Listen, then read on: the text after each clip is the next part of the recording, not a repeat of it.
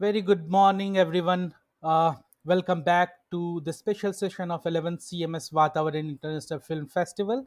Uh, as you know, that the festivals are going on hybrid mode, and you can watch all the nominated films of 11th CMS VATAVARAN Film Festival and Forum in hybrid mode in India Science OTT channel. As you know, India Science OTT channel is a DST Vigyan Prasar initiative, and you can watch all these 89 nominated wonderful films on a talking about various aspects of climate change, environment, wildlife, sustainable technology and development. And you can watch there till 23rd of April.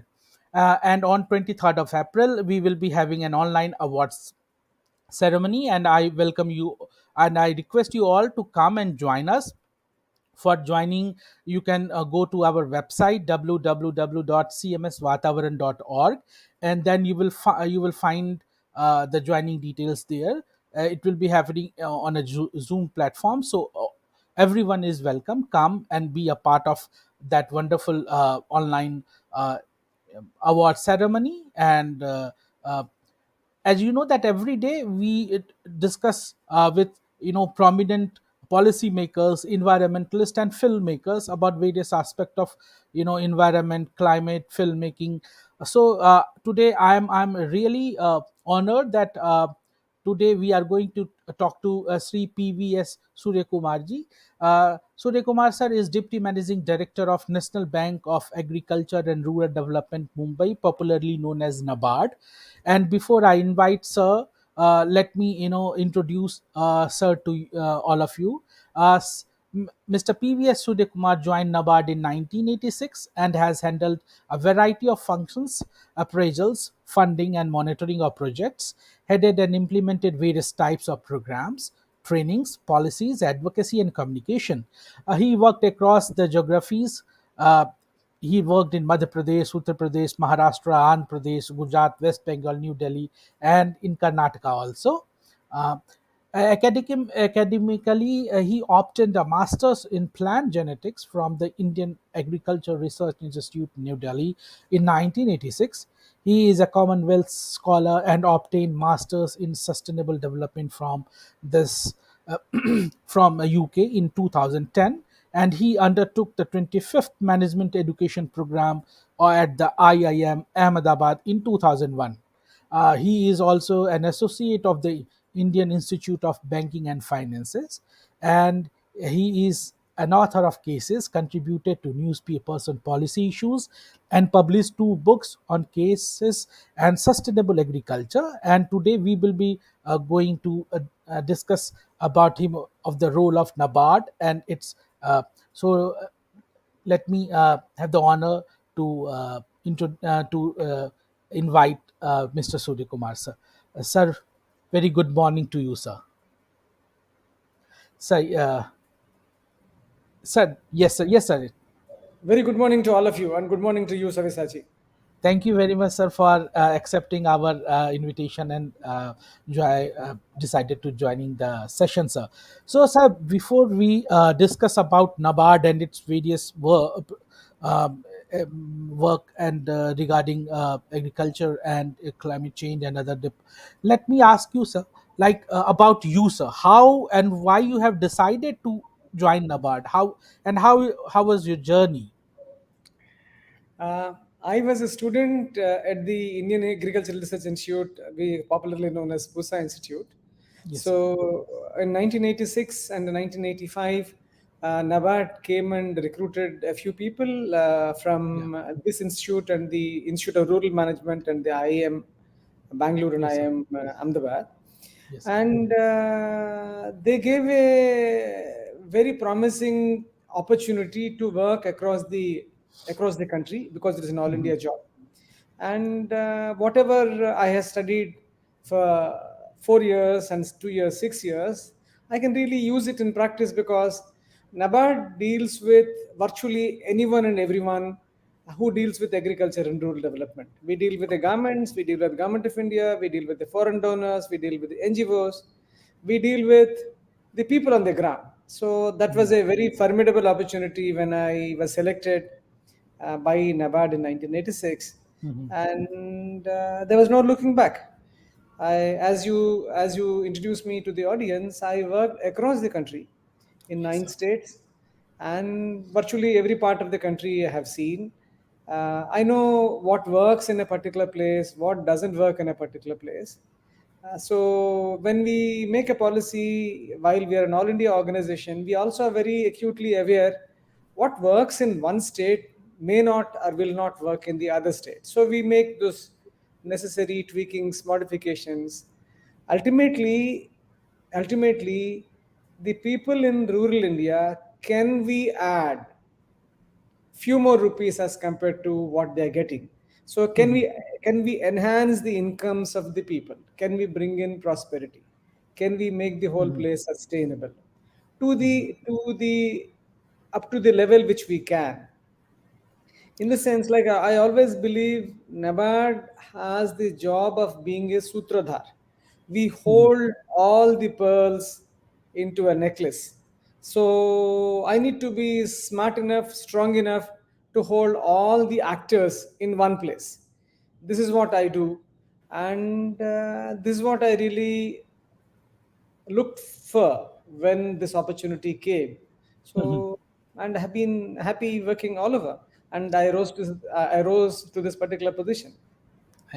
Sir, in its vision and mission, Nawad is saying that in vision, Nawad is saying that development bank of the nation for fostering rural prosperity, and in mission, it's saying promote sustainable and equitable agriculture and rural development through participative financial and non-financial intervention, innovations, technology, and institutional development for securing prosperity. Uh, so it means that NABARD is helping each and everyone who is, as you also mentioned, in the field of agriculture and rural development. So, sir, when we talk about agriculture, can you tell us, like, as the India, a big chunk of India is still getting its livelihood from agriculture sector. So how NABARD is helping that sector, and how NABARD's effort to making India self-sustained and number one country, like becoming a big powerful country. What is the NABARD's contribution towards it? Okay. I should, I'll answer this question, but before I Yeah. answer, I should tell NABARD was formed in 1982. So we have three distinct functions. Mhm. One, One is supervision of the rural financial institutions, Mhm. the regional rural banks, state cooperative banks, district central cooperative banks, land development banks. We call it rural development banks also. We Mhm. supervise them. Mhm. We supervise them and see whether they conform to the norms set by the Reserve Bank of India, by the Government of India, so Mhm. that they deliver what they're supposed to deliver. Mhm. So we have a business function Mhm. which we give money to the banks, to the banks. It could be a commercial bank, so cooperative bank, a regional rural bank, to Mhm. enable them do what is supposed to be done. Mhm. Three, we give money to the state governments to create necessary rural infrastructure which will give a fillip to the rural economy. Okay, sir. And three, third important function is we work with anyone in the civil society to create that development impetus across the country. Mhm. In the sense, like, we believe we are a very small organization. We are around 2,300 officers across the country. Mhm. But our strength is not this 2,300 officers. Our Mhm. strength is the partnerships we have. Like, we Mhm. believe we are like a banyan tree. Banyan tree is not big because of the trunk. Banyan tree is big because of the prop roots, and then it spreads all over. Yeah. Like the famous banyan tree you have in Calcutta, which is Yeah. supposed to be very, very big. So Mhm. our strength lies in our partnerships. We why What we believe is, if I enable that actor to do, Mhm. automatically my work gets done. My work, as I said, rural, ensuring rural prosperity is my work. Mhm. Two, whatever I can. So what are the instruments I have? As I said, instrument I have is, as I said, supervising them to deliver, Mm-hmm. giving them money. Say, for example, we're talking about agriculture. I give money to the regional rural bank. NABARD gives money to the regional rural banks and the cooperative banks to give money at a lower rate of interest so that they deliver crop loans at a particular rate of interest. Mm-hmm. So we also provide an element of subvention to Mm-hmm. the regional rural banks and the cooperative banks to enable them fund long-term agricultural projects to create what you call capital formation in agriculture. Mm-hmm. So we work with the commercial banks also on the similar lines. So we also work with development organizations. Say, for example, one famous example which I would like to give. So Mm-hmm. all of us see the pictures of rice being cultivated. Yeah. Many of us think rice can be cultivated only when there is a knee-deep water. So Mm-hmm. that is what has been taught, or still is being taught, in Mm-hmm. agronomy classes in agriculture. That is what I Yeah. studied long back. But when we came across an example, there is no need to suffocate the rice by putting almost a foot long, foot deep water. You give water whenever the plant requires, and when you don't suffocate the plant will put more tillers. More tillers means more panicles. More panicles means more crop. Yeah. So when this idea was put up by a few people from Cornell in US, and when they worked with several development organizations, we said, hey, this is working. There is, like, for example, there is no need for me that I need to get a validation from XYZ. If I think something is working on the ground, I don't Mm-hmm. mind as NABARD to support that particular enterprise, support that Mm-hmm. particular civil society organization, which Mm-hmm. will demonstrate that to scale. So SRA cultivation of rice, system of intensification, is one very strong example, which defies the so-called conventional knowledge, but it is Mm-hmm. delivered. Why I'm giving this example? Any such offbeat idea, Mm-hmm. which have a ability to work, we support. Yes. We have Yes. been supporting many watersheds and the orchard tribal development projects across the Yes. country. We have invested um, around 4,000 crores in the past 17, 18 years in 25 lakh hectares, making them sustainable, making Wow. them participatory. So I believe whatever NABARD does should stand as a beacon of hope, should stand as a best practice so that someone will practice. Suppose someone will say, oh, that works only in XYZ geography. No, we want such best practices to be there in every possible place. Okay, sir. So, sir, as you know, sir, that one of the biggest issue which we are facing today is climate change and the global warming. And so I was going through NABARD's program. I had came across that you have worked a lot into spring shed management. Uh, because you had worked extensively all Indian Himalayan region, and uh, uh, one of the biggest problem of this global warming is like dying of these streams. So, sir, can you tell little about how NABARD is contributing to mitigate this climate change, or empower the people to deal with the ill effects which is happening in different part of the country, in especially in the Himalayan region and then in coastal regions, sir? Okay. Uh, First, the spring sheds which you're talking about, we Yes, work sir. with an organization called as Aquadam, which is based in Pune. Himanshu Kulkarni and his colleagues, who are the key players who propel this particular organization called Aquadam. We learned this concept from them, and especially in the hilly regions, springs used to be there, and because of misuse, because of when you completely denude that particular place of the tree cover, So whatever water falls through the precipitation, it doesn't go into the subsurface and it flows away. When it flows away, it also takes a little bit of whatever little bit of soil available through erosion, and then it runs off. So in the spring shed program, what we do is, we basically, it is a watershed program where we harvest water which drains into a point.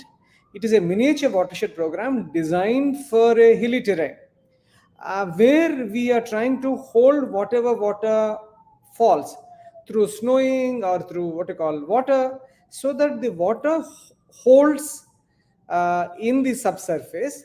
And when the water holds in the subsurface, that means you need to have some sort of tree cover.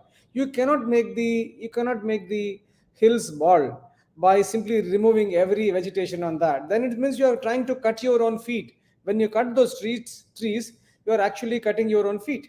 So you have several examples where there is so much of rainfall, but in summer there is no rain. So we thought, can we not try this? Can we not try this, rejuvenating the hill streams? And that is where we started the spring shed program. When we started the spring shed program, many people said, "Oh, how does it really work?" We said, "What do we lose? Like, we are investing some amount of money. If it doesn't, say for example, it is not in the textbook, so what? So as long as it works, it works."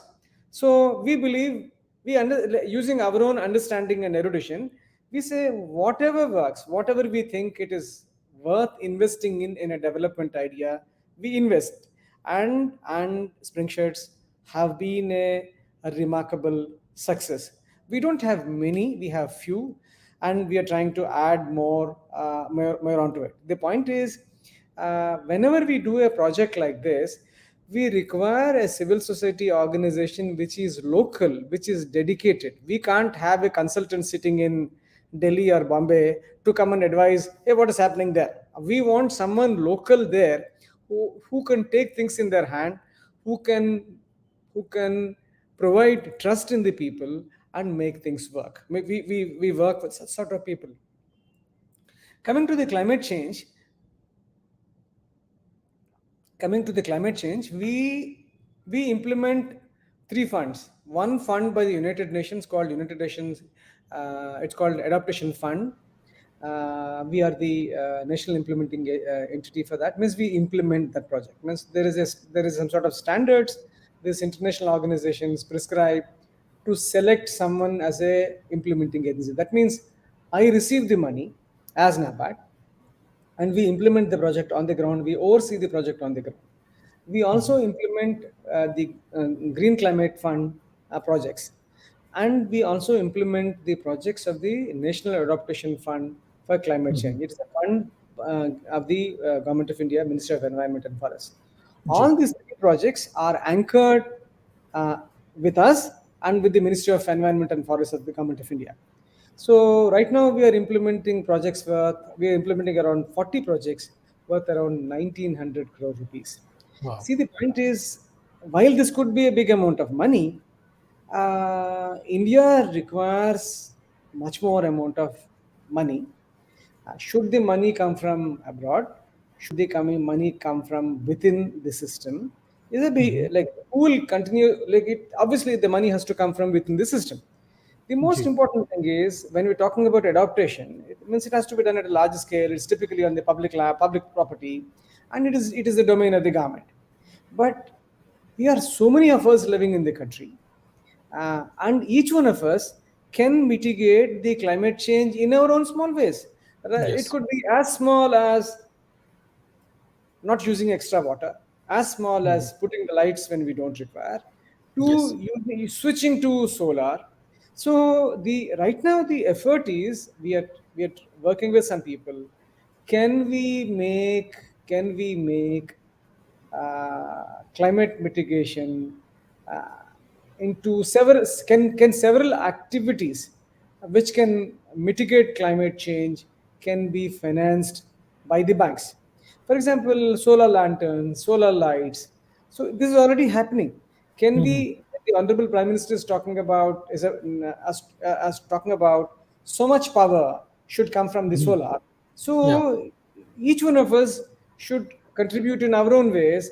And can we, from our side, we are trying to say, can we work with several partners to create bankable schemes Mhm. uh, which can mitigate climate change. So we are trying to do that.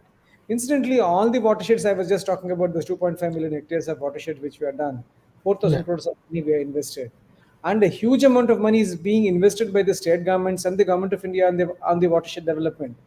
This is Mhm. basically in a watershed development. What are we doing? We're trying to hold the water which is just running away into the sea, Mhm. and by and planting trees which are sequestering carbon.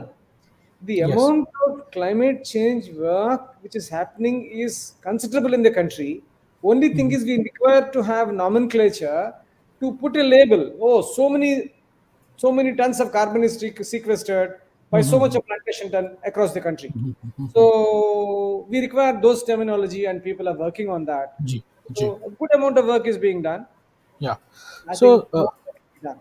Ji. So, Yeah. sir, as you are saying that you are doing a lot of work towards this climate change mitigation, and you are also doing a great work in the field of rejuvenating these streams.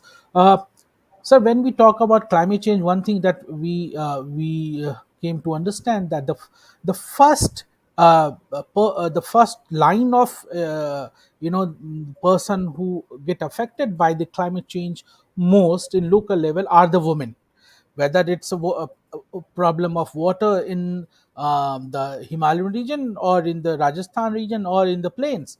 It's the women who have to walk miles and miles to get the water.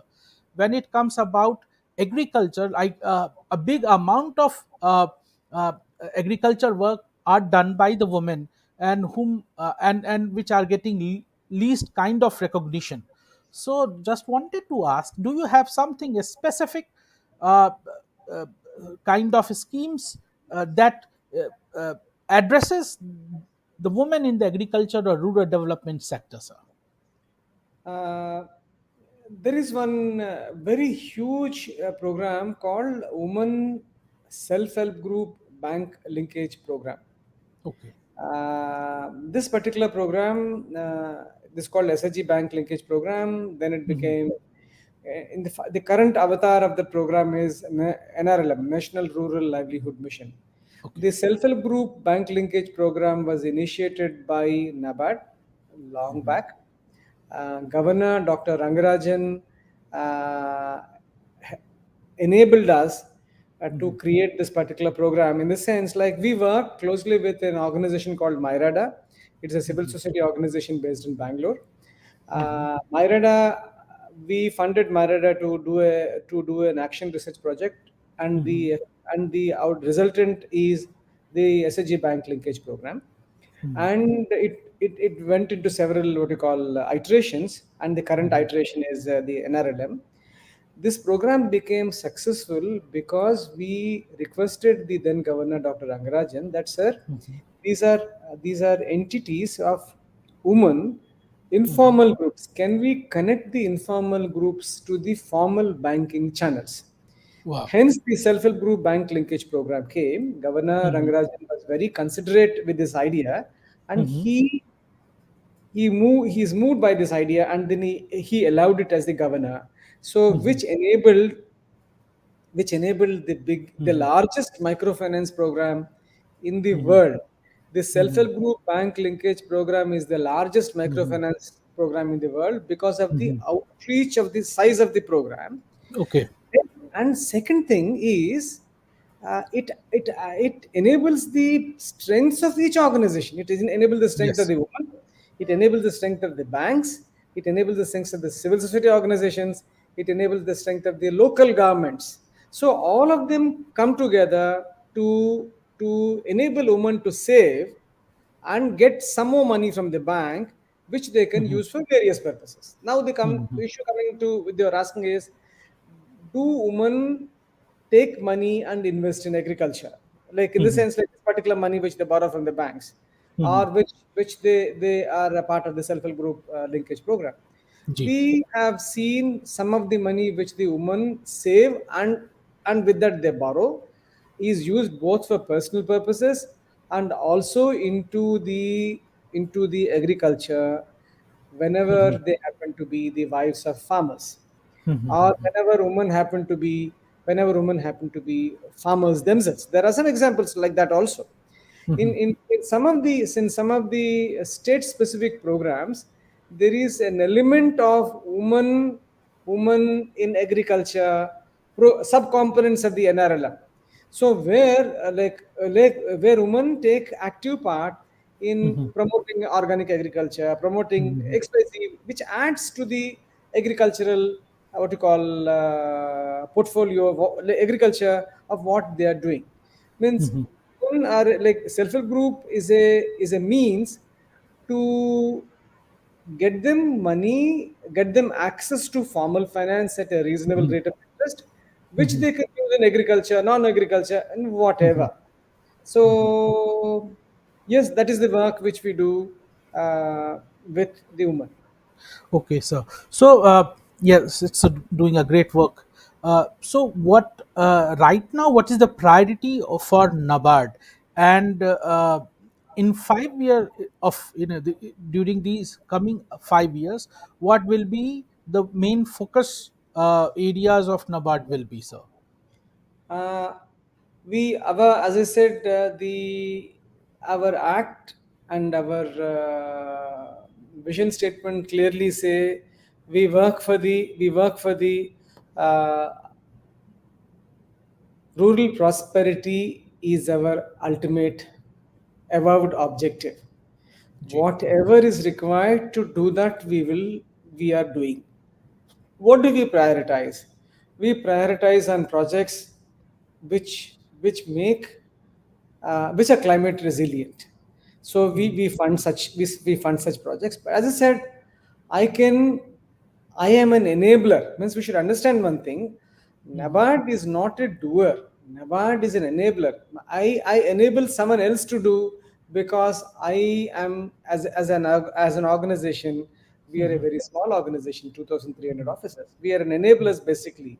So NABARD sits on NABARD sits on all fora, from the block level committees to the district level committees to the state level committees to the national level committees. So we speak to the lowest person, the farmer, if you call it the lowest person, and we talk to the highest person, who is the policy maker, who is the what you call ministers who deal with this. This is my sphere. So as an organization, so the focus continues to be rural prosperity, and whatever is required. Say for example, I'll give you an example. Yes.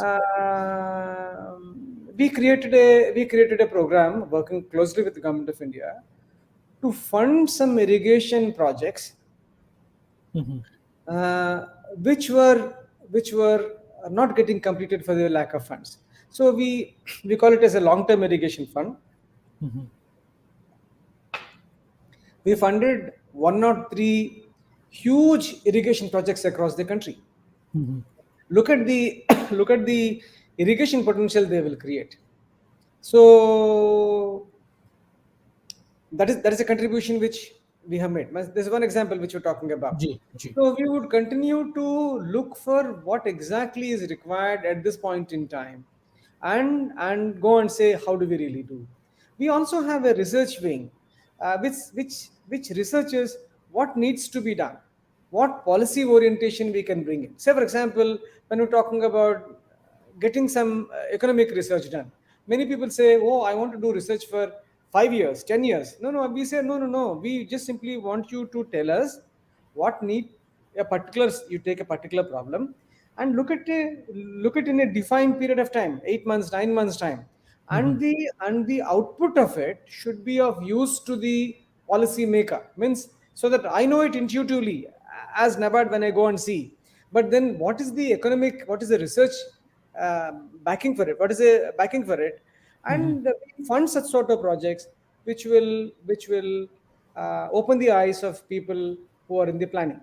So, as I said, anything which improves the prosperity, using all the instruments we have, using all the partners we have, we constantly play. Rural prosperity Yeah. happens to be our simple single goal. Thank you very much, sir. There are so many questions which I should ask, but due to the time constraint, we hope to have another session with you where we can talk in length of the wonderful work which NABARD is doing towards the rural prosperity. Uh, it's really a delight talking to you, sir. Thank you very much for your taking time and talking to us, sir. Thank you so much. And I would request the viewers, we, whatever work we do, we work with several students across the country. We document them into 4 or 5 minute films, and we Yeah, put them on our YouTube channel called NABARD Online. It presents the various facets of the work we do. yeah, Please log in and see. We have around 200 odd films, and we have viewers from across the world, around 250 odd countries. What you call Viewers are there from 250 odd countries who are seeing these films, the best practice films which we have done. yeah, And I would request you to go look at them, please, at your leisure. yeah. Thank you, Savisachi. Thank you for giving me this opportunity to be with you all. Thank you very much, sir. Have a Thank you. great day, sir. Uh, Friends, this was PVS Suryakumar sir talking about the various work which NABARD is doing toward the rural prosperity. I hope you must have liked the information and the discussion. If you have any question or you any suggestion, please do write to us at info@cmsvatavaran.org, and please don't forget to log in at 4 o'clock to come to watch a wonderful session with Padmaswan uh, uh, Dr. Joshi, who is also popularly known as Mountain Man. So we will be talking to him at 4 o'clock. So see you there. See you then. Have a great day. Thank you.